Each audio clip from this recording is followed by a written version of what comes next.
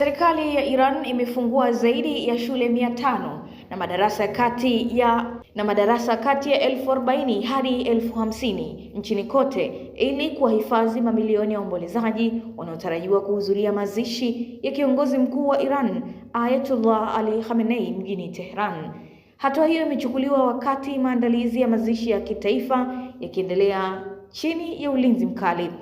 Waziri wa elimu wa Iran amesema shule hizo zitatoa malazi ya muda kwa mahujaji na waombolezaji wanaomiminika kutoka maeneo mbalimbali ya Iran na nje ya nchi kwa ajili ya kutoa heshima zao za mwisho kwa kiongozi huyo wa muda mrefu wa Jamhuri ya Kiislamu. Mamlaka za Iran zinatarajiwa zaidi ya watu milioni 10 pamoja na wawakilishi kutoka zaidi ya mataifa 100 kuhudhuria shughuli za mazishi ambazo zimeelezwa kuwa miongoni mwa matukio makubwa zaidi ya maombolezo katika historia ya nchi hiyo. Mazishi hayo yanafanyika miezi kadhaa baada ya Khamenei kuuawa katika mashambulizi yaliyozidisha mvutano kati ya Iran, Israel pamoja na Marekani, huku viongozi wa Iran wakisisitiza kuwa hafla hiyo ni ishara ya umoja wa taifa na kuendelea kwa sera za kiongozi huyo hata baada ya kifo chake.